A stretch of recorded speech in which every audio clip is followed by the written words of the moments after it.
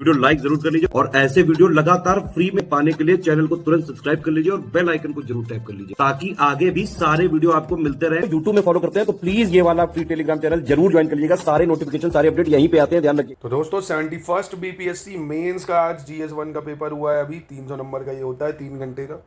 आइए बताता हूँ क्या क्या सवाल है, देख लेते हैं। जैसे 7 नंबर का सवाल है, बिरसा मुंडा मूवमेंट क्या था, इसको आपको बताना था। 7 नंबर का सवाल है, भारतीय परिषद अधिनियम 1909 यानी इंडियन काउंसिल एक्ट 1909 क्या है। 6 नंबर का फिर सवाल है, impact of western education in Bihar, Bihar में पश्चिमी शिक्षा का क्या प्रभाव पड़ा है 1858 से 1914 के बीच में। Jayaprakash Narayan and quit India movement यानी जयप्रकाश नारायण और भारत छोड़ो आंदोलन, इसके बारे में बताना है, क्या उनकी भूमिका थी। 6 नंबर का पूर्वी भारत की पाल कला यानी पाला आर्ट ऑफ ईस्टर्न इंडिया, ये 6 नंबर का सवाल है। Rabindranath Tagore contribution to Indian culture, भारतीय संस्कृति में रविन्द्रनाथ टैगोर का योगदान, 6 नंबर का सवाल ये आया है आपका। 38 नंबर का फिर ये सवाल है, इन दोनों में से एक करना है कोई भी। 1857 के विद्रोह के राजनीतिक, आर्थिक और सामाजिक कारणों का विश्लेषण कीजिए तथा बिहार के योगदान का आलोचनात्मक मूल्यांकन करना है, क्रिटिकल इवैल्यूएशन करना है आपको, ठीक है। इन दोनों में से एक करना था कोई। मौर्य कला और वास्तुकला की प्रमुख विशेषताओं का विश्लेषण करें और आकलन करें कि उन्होंने उस काल के राजनीतिक और सांस्कृतिक मूल्यों को किस हद तक व्यक्त किया है। फिर 38 नंबर का प्रश्न है, इन दोनों में से एक करना है आपको। प्रारंभिक संवैधानिक आंदोलन से लेकर जन आंदोलन तक भारतीय राष्ट्रीय आंदोलन के रूपांतरण की चर्चा कीजिए तथा विभिन्न ऐतिहासिक चरणों में बिहार की भूमिका को रेखांकित कीजिए। यानी transformation of Indian national movement from early constitution agitation to mass mobilisation, highlighting Bihar roles at different historical juncture. फिर कह रहा है, to what extent did Nehru foreign policy reflect idealism and pragmatism, examine with reference to its main feature. यानी नेहरू की विदेश नीति किस हद तक आदर्शवाद और व्यावहारिकता को प्रतिबिंबित करती थी, इसकी मुख्य विशेषताओं के संदर्भ में परीक्षण करना है। फिर अब ये 8 नंबर का सवाल सेक्शन 2 से आ जाता है। कह रहे, discuss the WHO concern over gap in India's drug safety regulation in the pharmaceutical sector.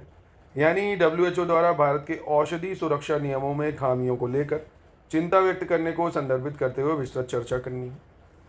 आदि कर्मयोगी अभियान और जनजातीय ग्राम दृष्टि 2030 की घोषणा के अधिक अधिकार केंद्रित व्यवस्था की ओर योगदान का संक्षेप उल्लेख करना है। 8 नंबर का ये प्रश्न। उसके बाद है, ऑनलाइन गेमिंग पर पारित विधेयक कैसे ई स्पोर्ट्स और ऑनलाइन सोशल गेम्स को कैसे बढ़ावा दे सकता है, साथ ही युवा और समाज को धोखाधड़ी और सामाजिक बुराइयों से कैसे सुरक्षित रखता है। फिर कह रहा, विश्व भर में प्रवासन विरोधी नीतियों में बयानबाजी, प्रतिक्रिया, विरोध और प्रदर्शन, विशेषकर पश्चिमी लोकतंत्र से लेकर एशिया के भागों तक बढ़ती नकारात्मकता का उल्लेख है। Explain India Afghanistan relation and the strategic resetting of ties with the visit of foreign minister of Afghanistan, ये भी करंट अफेयर्स का सवाल है।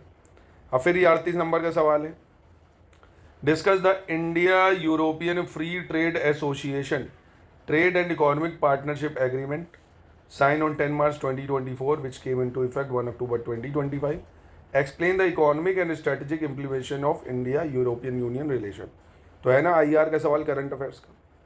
फिर कह रहा है, संयुक्त राष्ट्र स्थायी विकास लक्ष्य यानी SDG, जिन्हें ग्लोबल गोल्स भी कहा जाता है, सितंबर 2015 में उनके स्वीकृत होने के बाद से पिछले 10 वर्षों से प्रभावी है। संयुक्त राष्ट्र के सतत विकास लक्ष्यों को प्राप्त करने की दिशा में भारत की प्रगति और चुनौतियों का विश्लेषण करना है। फिर कह रहा है, in recent year the Chhath festival has gain increasing global attention, discuss the social, cultural and economic impact of Chhath and it's linkage with migration. फिर कह रहा, बिहार देश में बिहार प्रधानमंत्री formalisation micro food processing enterprises upgradation योजना में टॉप परफॉर्मिंग राज्य के रूप में उभरा है। बिहार के शहरी और ग्रामीण दोनों क्षेत्रों में आर्थिक विकास में योगदान में PMFME की संभावित भूमिका का विश्लेषण करना है। तो ये रिसेंट में जो योजना है उस पर भी सवाल है। अब ये सेक्शन 3 जो स्टैटिस्टिक्स पे बेस्ड आता है, तो ये स्टैटिस्टिक्स आपको दिया हुआ है, इसमें आपको पूछ रहा है, ये आंकड़े हैं, किस विभाग में स्त्री रोगियों का उच्चतम प्रतिशत है, वो यहाँ से आप देख सकते हो भाई, स्त्री रोगी का प्रतिशत निकाल सकते हो आप। पुरुष रोगियों में तंत्रिका विज्ञान एवं हृदय रोग विभागों से क्या अनुपात है। प्रत्येक लिंग श्रेणी में कौन से विभागों में कुल उपस्थिति कुल प्रवेश के 1/4 से अधिक है, और किस विभाग में पुरुष व महिला के संयुक्त समूह के लिए विशेष देखभाल का स्वस्थ वर्ष अनुपात उच्चतम है, ये भी 6 नंबर का है।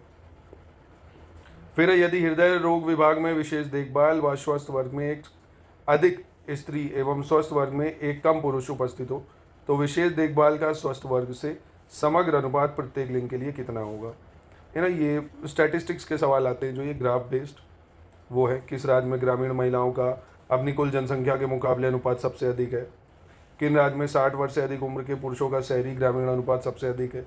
तो ये स्टैटिस्टिक्स के सवाल आते हैं जो ये वो है ना। जीएस के मैंने आपको दिखा, इसको आप चाहे तो अटेम्प्ट कर सकते हैं, नहीं तो ये मेंस के लिए जो बच्चा पीसीएस वगैरह दे रहा है उसके लिए ज़रूरी है। बाकी आप 72 बीपीएससी देना चाहते हैं तो एक बार इस एग्ज़ाम पैटर्न को अच्छे से देख लीजिए। 26 जुलाई को आपका 72 बीपीएससी का प्रीलिम्स लगा हुआ है।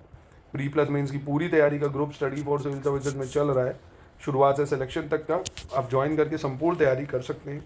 ठीक है, आप बताइए पेपर कैसा लगा आपको। जीएस के सवाल को अच्छे से एनालिसिस कर लीजिए, बाकी ये स्टैटिस्टिक्स के हैं उनको देख लीजिएगा नीचे।